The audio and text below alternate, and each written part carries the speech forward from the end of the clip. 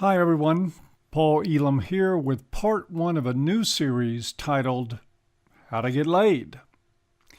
In my recent hangout on air with Roosh V, an idea he addressed more than once in the discussion was that there was little to nothing in my work that served young men in the area of fulfilling their desire for sex with women. Actually, I have addressed this in some detail in the past. Links to the videos are in the low bar.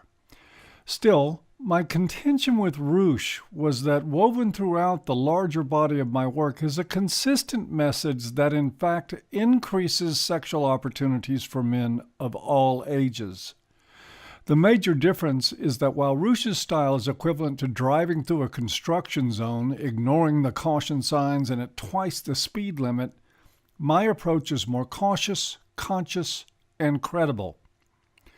What I have not addressed in the past to any great degree is some of the more obvious fundamentals. I'll do so now, not because I think a lot of young men need to hear this, but because it is obligatory to start from the ground up. Two biggies to get out of the way are personal hygiene and weight. The first, hygiene, is simple. Make sure you're clean and well-groomed.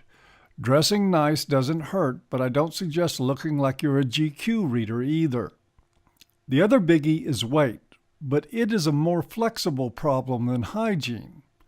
Morbid obesity is a non-starter, and besides, if you're morbidly obese, you should probably be talking to a doctor before you attempt sex, possibly even with your hand.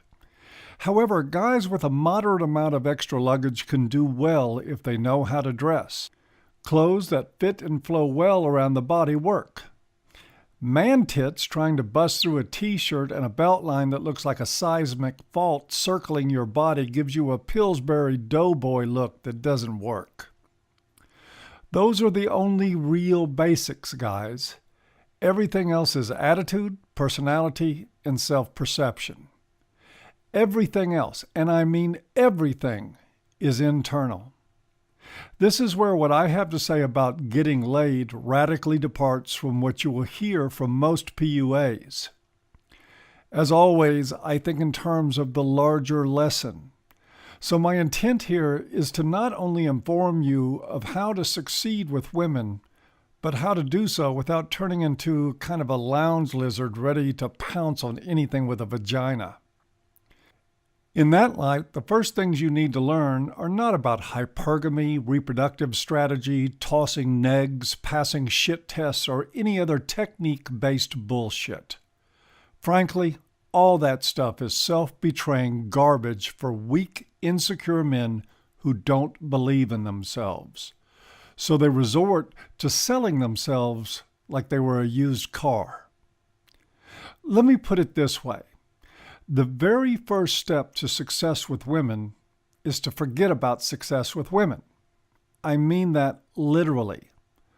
While there may be 1 out of 100 guys who are so naturally gifted as used car salesmen, guys who can fake their way into a brief sexual encounter before she actually looks under the hood, most men are not cut from that fabric.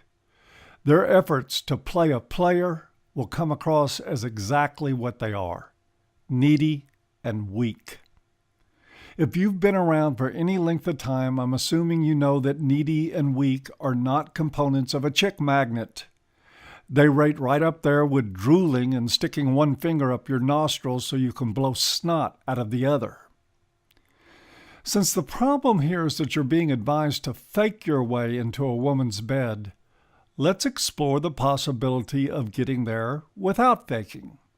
It's as simple as understanding the difference between phony and real indifference. Women, like all other human beings, are attracted to two things.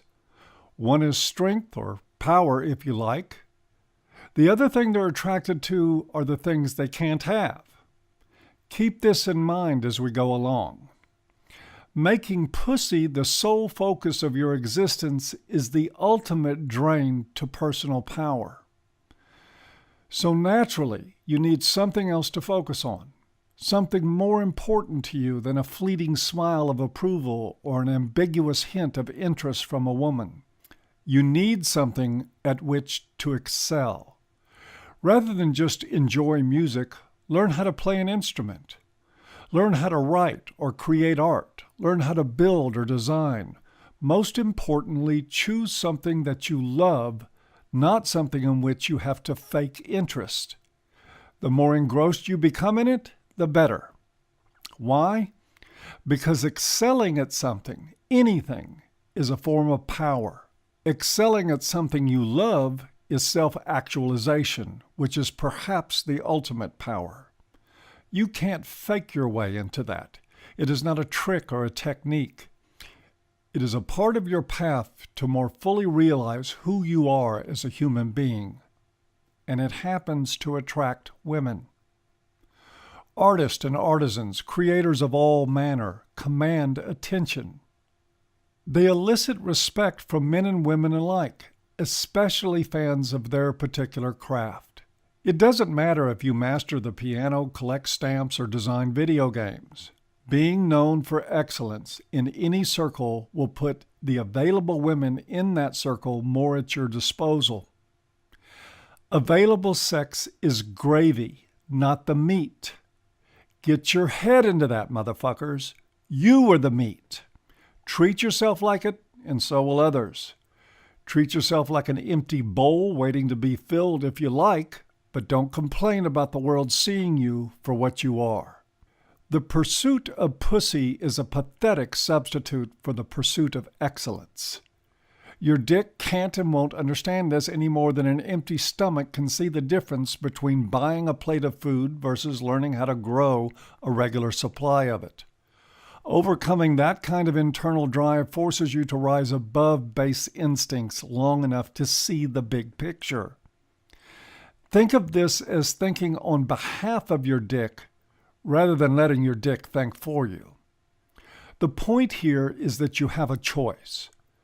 You can be an accomplished, self-actualized man who naturally commands the attention of women and the respect of men through the pursuit of your own very personal passions, or you can just learn to parrot some gimmicks, acting like someone you're not in order to fool someone into sex with you. Either way you choose with enough effort will probably work, but I do challenge you to ask yourself some questions. If you're put in a position that you have to trust another man with something important, something vital to your life, who would you be more likely to depend on? The man whose ambitions rises above his base instincts, or the man who will say and do most anything to get what he wants? Which of these men do you think will get more satisfaction from life? Which one is the man you want to be? Yes, this implies values and why they are such a critically important part of sexual success. That video is next up in my series on how to get laid. Until then, we'll see you next time.